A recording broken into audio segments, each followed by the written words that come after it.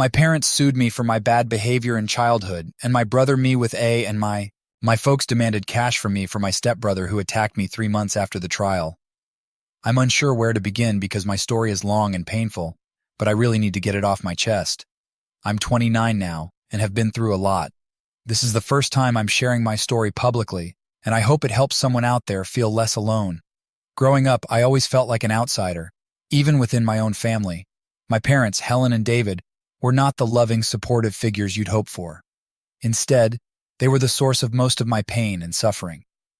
From as early as I can remember, they were abusive both physically and emotionally. I was the eldest of 3 children, with 2 younger brothers, Alex and Chris. My parents treated my brothers relatively better, but for some reason, I was always the target of their anger and frustration. My earliest memories are filled with fear. My parents had a twisted way of disciplining me, which involved a lot of yelling, name-calling, and physical punishment. I remember one incident when I was about 6 years old. I had accidentally spilled some milk while trying to pour myself a glass.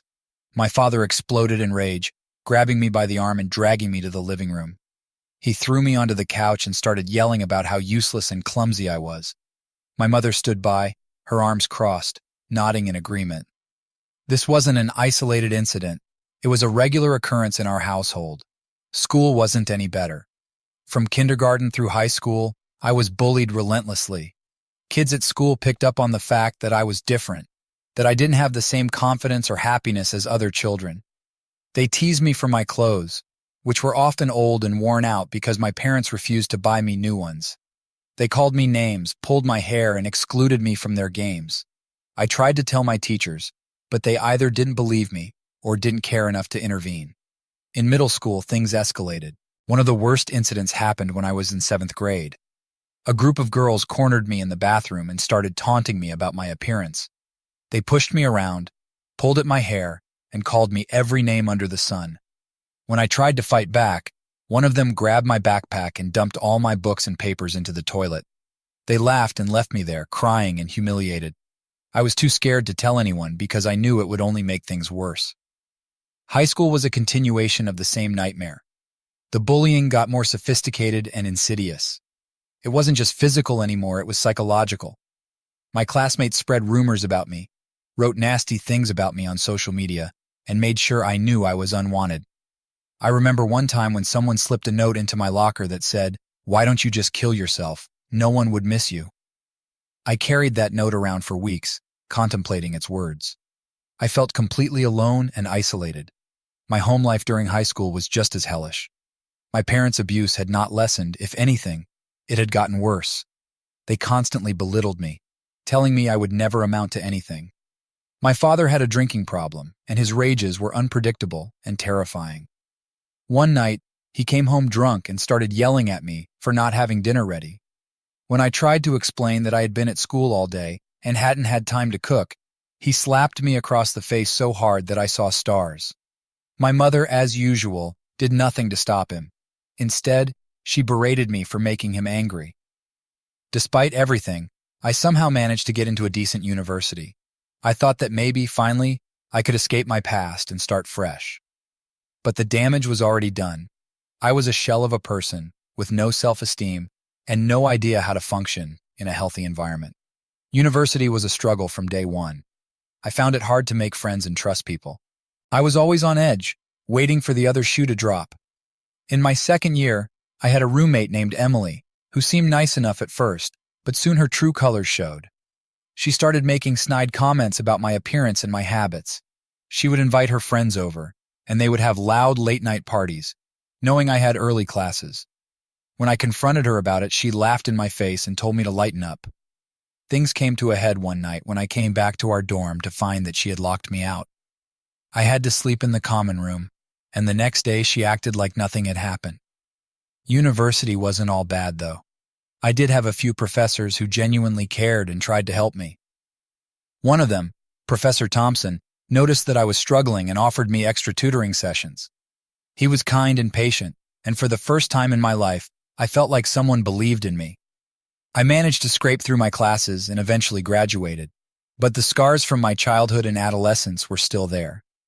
After university, I moved to a new city. hoping for a fresh start. I got a job in marketing and tried to build a new life for myself. But the trauma of my past continued to haunt me. I had trouble forming healthy relationships and often found myself in toxic situations. My self-esteem was still rock bottom, and I struggled with depression and anxiety. I started seeing a therapist who helped me unpack some of the pain and begin the long process of healing. One of the hardest things I had to do was confront my parents about their abuse. It took me years to work up the courage, but I finally did it. I wrote them a long letter detailing everything they had put me through and how it had affected me. I didn't expect an apology, and I didn't get one. My mother wrote back, accusing me of being overdramatic and ungrateful. My father didn't respond at all, but writing that letter was cathartic for me. It was a way to take back some of the power they had stolen from me. Today, I'm still working on healing. I have good days and bad days. I've cut off contact with my parents, which was one of the best decisions I ever made. I've built a small but supportive circle of friends who know my story and stand by me. I'm learning to trust people again and to believe that I deserve happiness. It's a long road, but I'm getting there one step at a time. When I first started seeing a therapist, Dr. Allen, I was a mess. I remember my first session like it was yesterday. I was so nervous my hands were shaking, and I could barely look her in the eye. Dr. Allen was kind and patient, creating a safe space where I could open up without fear of judgment. It took several sessions before I could even talk about my childhood. I would sit there staring at the floor while she gently encouraged me to speak. One of the most pivotal moments in my therapy was when Dr. Allen introduced me to the concept of self-compassion. She asked me to think about how I would treat a friend who had gone through similar experiences. Would I blame them? Call them weak or unworthy? Of course not. I would offer them kindness and understanding. She told me I needed to learn to treat myself the same way. It was a foreign concept to me, but it planted a seed that would eventually grow into a new way of thinking about myself. We worked through a lot of my past trauma using various techniques, including cognitive behavioral therapy, CBT and eye movement desensitization, and reprocessing EMDR. EMDR was particularly challenging because it forced me to relive some of my most painful memories, but it was also incredibly effective. I started to notice changes in myself, small at first but significant. I felt a little lighter, a little more hopeful. In parallel with my therapy, I was trying to build my career in marketing. My first job out of university was at a small marketing firm. I was eager to prove myself, but my lack of self-confidence often held me back. I remember one incident during my first few months there. I had worked hard on a campaign proposal for a new client, and I was excited to present it to my team. During the meeting, my boss, Mr. Harris, interrupted me several times, questioning my ideas and making me feel small. I left the meeting feeling crushed and doubting my abilities. Dr. Allen helped me unpack that experience. She made me realize that Mr. Harris' behavior said more about him than it did about me. He was known for being a tough critic and often used his position to belittle others. With her support, I started to find my voice. The next time I presented an idea, I was more assertive. I made sure to back up my proposals with solid data and stood my ground when challenged. It wasn't easy, but it was a crucial step in my growth. As I gained more confidence, I started to take on bigger projects. I volunteered for tasks that scared me, knowing that the only way to overcome my fears was to face them head-on. One of the biggest projects I worked on was a rebranding campaign for a major client. It was a high-stakes assignment, and I was both excited and terrified.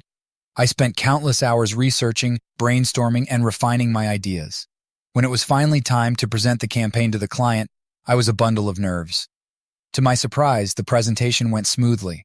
The client loved my ideas, and Mr. Harris, who had been so critical before, praised my work. It was a huge win for me and marked a turning point in my career. I started to believe in myself and my abilities. I realized that I was capable of much more than I'd ever given myself credit for.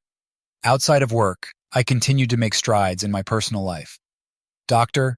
Allen encouraged me to explore hobbies and interests that brought me joy. I started painting again, something I hadn't done since I was a child. I joined a local art class and found it incredibly therapeutic. It was a way to express myself without words, to channel my emotions into something beautiful. I also began to build a support network. I joined a few online communities for survivors of abuse and found solace in connecting with others who had been through similar experiences. We shared our stories, offered each other support, and celebrated our victories, no matter how small. These connections were invaluable in my healing journey. At work, I faced another challenge that tested my resilience. We had a new hire, Lisa, who quickly became a favorite of Mr. Harris.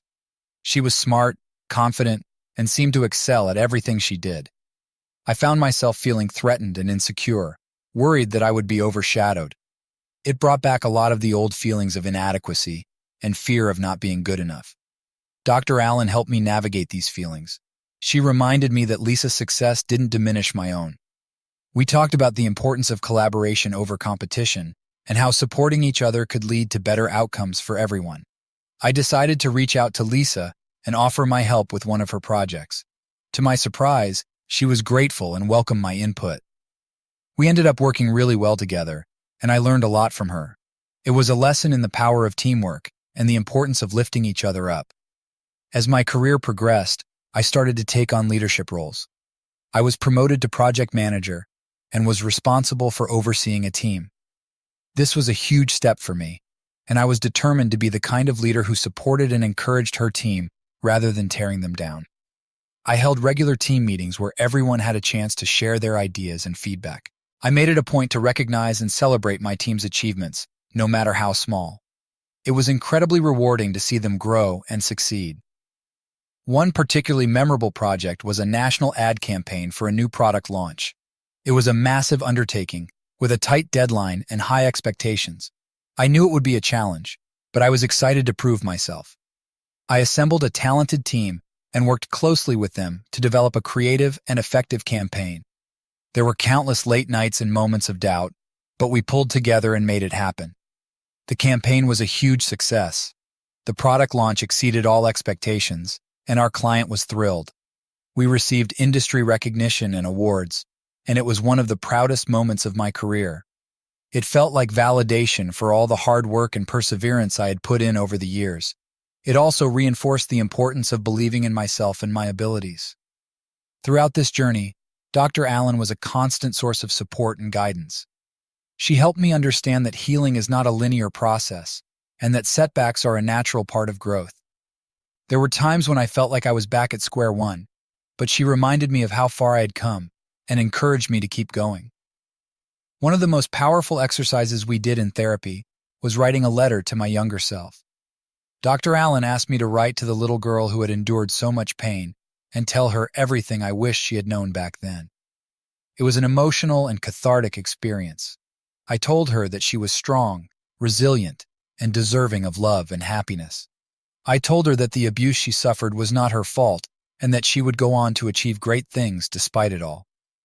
Writing that letter helped me to see myself in a new light and to acknowledge the strength and courage it took to survive and thrive. Today, I'm in a much better place. I've learned to set boundaries and prioritize my well-being. I've continued to grow in my career and have even started mentoring others who are just starting out in the industry. It's incredibly fulfilling to be able to give back and help others navigate their own challenges. Looking back, I can see how far I've come. The road to healing is long and often difficult, but it's worth every step.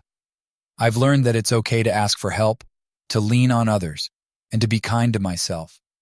I've also learned that I am capable of more than I ever imagined. Life had been steadily improving for me. I was making strides in my career, maintaining healthy boundaries with toxic people, and continuing my therapy.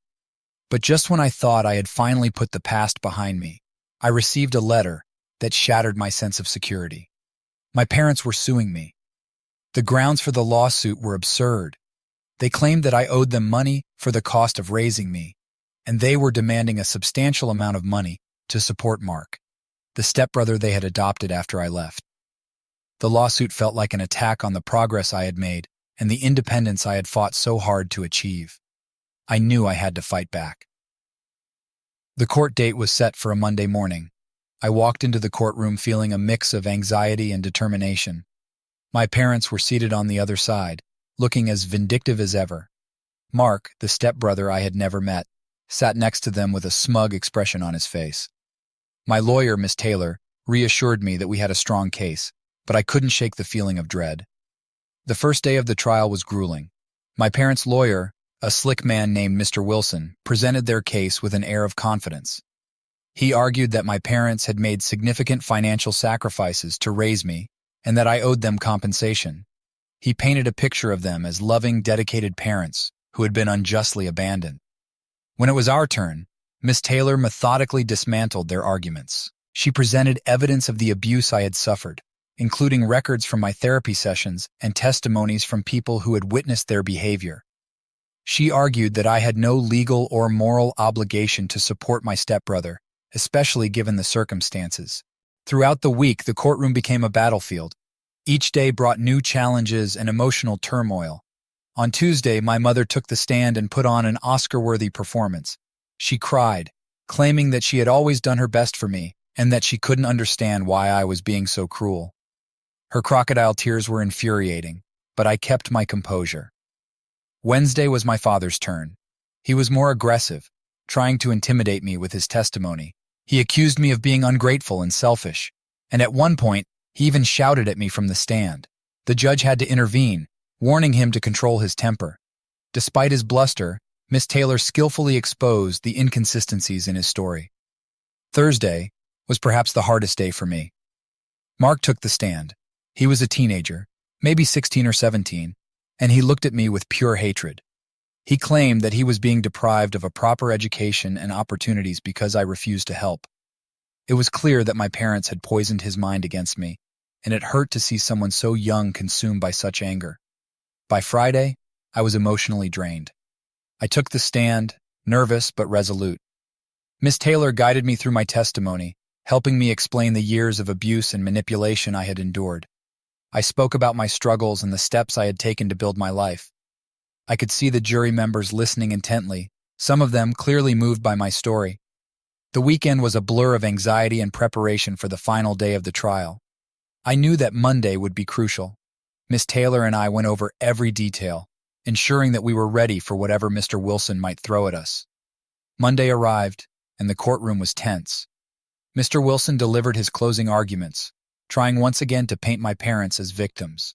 Miss Taylor followed with a powerful speech, reminding the jury of the abuse I had suffered and arguing that I owed my parents nothing. After what felt like an eternity, the jury retired to deliberate.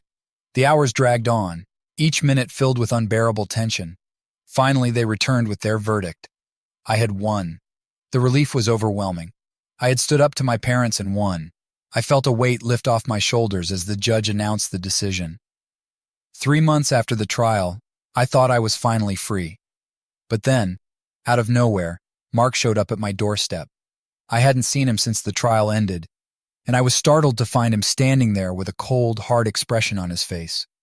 Before I could react, he grabbed a shovel from his car and charged at me. I barely had time to react as he swung the shovel at me with full force. The first blow struck my side, and I felt an excruciating pain as my ribs cracked under the impact. I fell to the ground, gasping for breath as Mark continued to swing the shovel, landing blows on my back and legs. Neighbors heard my screams and rushed to help, pulling Mark away and calling the police. The pain was unbearable, and I could barely move. The ambulance arrived quickly, and I was rushed to the hospital. The doctors confirmed that I had several broken ribs and severe bruising.